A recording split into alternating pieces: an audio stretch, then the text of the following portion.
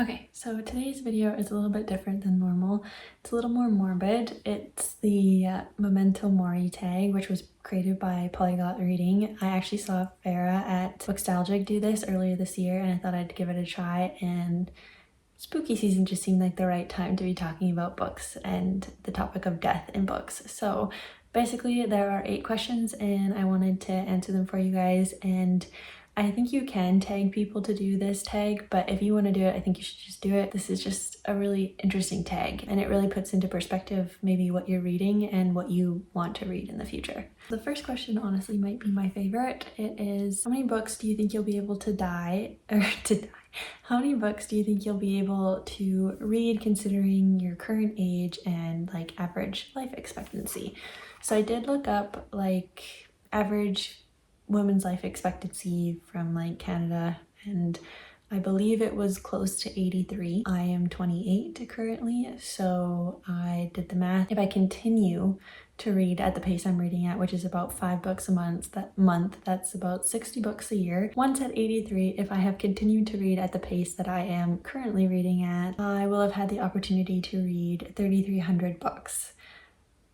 Which, when I think about it, is so many books, but at the same time it's not that many. So I did find this kind of mind-blowing, but also I totally intend to live past the average life expectancy. Like, of course I want to make it to 100. How cool would that be? And so I did the math on that too, and if I did live to 100 reading at the same pace, it was more like 4,300 books. So extra 1,000 in those extra, what is that, 17 years doesn't hurt? I don't know. I did find this really interesting, and it leads into the next question, which is, how does this number of books affect your choice of books that you're reading? This was the first question that, when I remember watching Farah do this video, I was like, oh my god, this is like incredibly fascinating to think about. But anyway, it really put in perspective for me that I want to read books that I'm going to enjoy and have fun. They don't always have to be happy or have a happy ending, but I want to be enjoying them. And that doesn't necessarily mean that they have to be happy, like I said, but I also don't think that I want to look back on the list of books that I read and know that I only read them because they were like critically acclaimed or awarded or really well known. Like, that's not really all I want to read. Like, I'm not saying there's anything wrong with those books. I just, when I think about when I get to the end of all those books, I think I would rather be able to look back on a list of books that just made me feel like I lived thousands of lives or inspired more like love, magic, and joy in mine along the way. So to me, it doesn't really matter what form that comes in as long as it's something like that.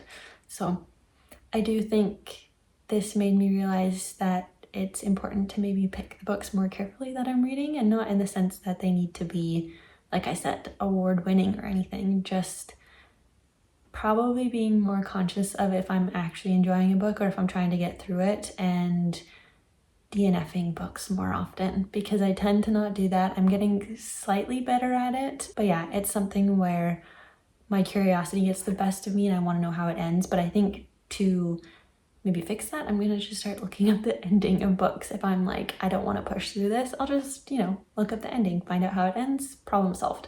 And if the ending is intriguing enough, maybe that'll make me actually want to read the rest of the book. I don't know. That is something I'm just thinking about right now, so I don't know if I'll do that, but I think that could work out pretty well. 3,300 books is a lot. 4,300 books is a lot, but there are so many books out there that it would be silly to take it too seriously. Okay, so question number 3, what will happen to your book collection when you pass away? So as you can see, there are not very many currently.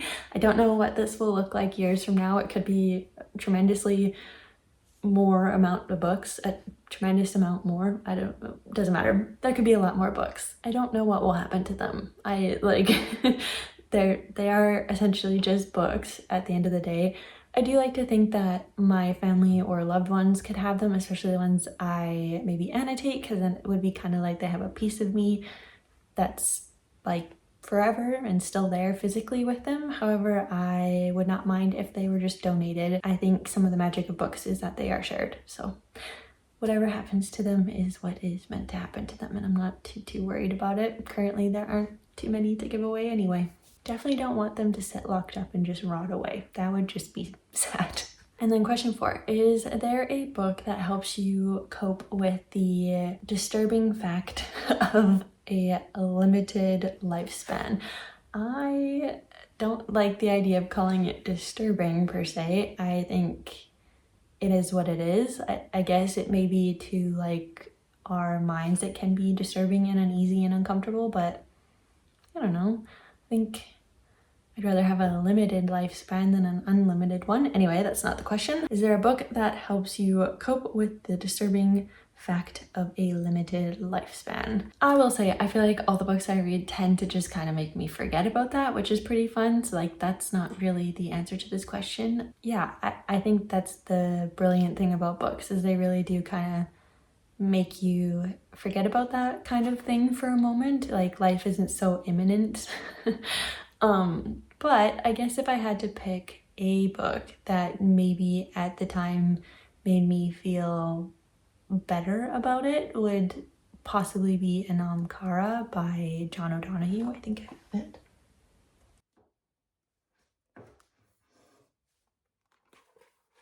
This book, I've talked about it before. The main themes of this book are like friendship, solitude, love, and death. So as you can see, I enjoyed it. It is nonfiction. It's basically just a book of Celtic wisdom. I will say there are like religious aspects to this, just something to be aware of if you don't want to read about religion. I'm not religious. I just still really enjoyed the book though. I will say though that like to be comforted from death is actually not why I would pick this up again or reach for this. Even though that topic is covered in here, I think I would be more likely to be reaching for this book again when I want to reread things like friendship, about the topics of like friendship and love. Everything in this book I do think was really well done though. So, I mean, if you are looking to be comforted about death, this could be a good option. Question 5, which book on this topic do you consider to be the most witty or entertaining? I'm not gonna lie, I haven't read too many books on the topic of death. It's not really my favorite. Maybe that means I'm avoiding it. I don't know. Like the only books I can think of that really discuss this that I've read would be like The Midnight Library by Matt Haig and The Collected Regrets of Clover, which I can't think of who that's by. I'll put them on the screen. Both those books were very okay to me. Like, very okay. So I wouldn't recommend them by any means. The only book I can think of that I would say is maybe like entertaining on the topic would probably be Circe by Madeline Miller that I've read. Obviously there are other books that probably are more so, but I think the reason I would choose that book is the theme of how like immortality is the ultimate death in that book is pretty fascinating, and how the gods in that book are crazy because of it. I just found that part of the book extremely interesting. Such a good read. If you haven't read it, I would recommend reading it in general. But that would be probably one of the only books where I've noticed that the topic of death and like life are so heavily focused on, and like time. So, and it's a very entertaining book. I do think that out of all the books I have personally read is probably the most entertaining on the topic. Number 6, do you have a specific nonfiction book that you would recommend on the topic? Honestly, not really. Like I said, I don't read too many books on this topic. I have been fortunate enough that I have never actually had to grieve the loss of someone really close to me. I've also obviously not died, so I think that lends to me not having to look for books in this category. Like, I don't think anyone goes out of their way to prepare for that kind of grieving process, so I wouldn't say that I've read too many books on this topic, especially nonfiction, but I have read the opposite of them, which would be life. But I think in that sense, you could find comfort in them or notice that they are obviously talking a lot about death as well. So I would say, like I've already mentioned it, but this book, for sure, if you want a nonfiction that discusses the topic of death, but also Man's Search for Meaning by Viktor E. Frankl, that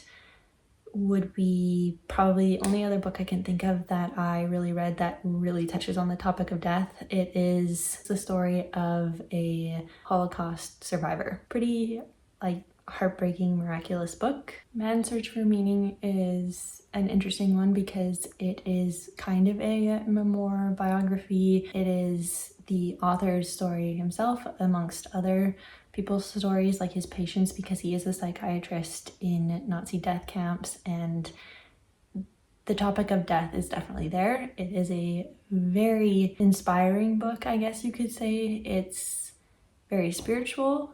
I would just say it's a beautiful book. So if you are looking for a nonfiction to pick up around the topic, I would say either of those two are great, but I have not read too much on that topic, like I said. Number 7 says that humor can be used to comfort people when it comes to death. And the question is, do you have a witty quote for the topic? Kinda. I don't really read anything that is like witty when it comes to this, but I do remember one quote that I did kind of find funny was by Oscar Wilde, and like I read a book of quotes of his earlier this year, and this one I would say kind of touches on the topic, and it's just that life is much too important a thing ever to talk seriously about it.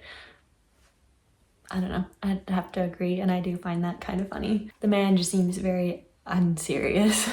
And the last question is, does this tag make you feel uneasy, or are you pretty relaxed talking about this topic? I would say pretty neutral around it. If I were to overthink it, yeah, I think I'd get pretty like uneasy, uncomfortable, probably not my favorite thing to like think about for too long, but I think it connects you to just a bunch of different emotions that most of us don't usually want to feel if they're not like something that you have to feel in that moment. But I would say in terms of this topic and like making this video, this has just been really fun. Like this, I wouldn't say death itself is fun, but kind of discussing the topic and learning about these things and recalling the books that I've read in the past that actually do discuss this topic, I think has been really interesting, which is also why I wanted to do the tag. But yeah, I think this experience has been pretty unique, actually. I think if you want to do this tag, you should, because I think it maybe will make you look at what you're reading differently and what you have read in the past differently too. If you are wanting to do the tag, at Polyglot Reading is the one who created it, and I'll make sure to put the people I mentioned in the description below if you want to watch their videos. But yeah, I would love to know what maybe is your favorite book that has this topic in it, or if this tag was kind of an uncomfortable one for you, or you think it would be uncomfortable, or if you found it intriguing like I did. I hope you guys enjoyed this one, and let me know what your favorite book on death is. See what comes up. Maybe I'll find a new book to read. Anyway, I'll talk to you guys soon. Bye.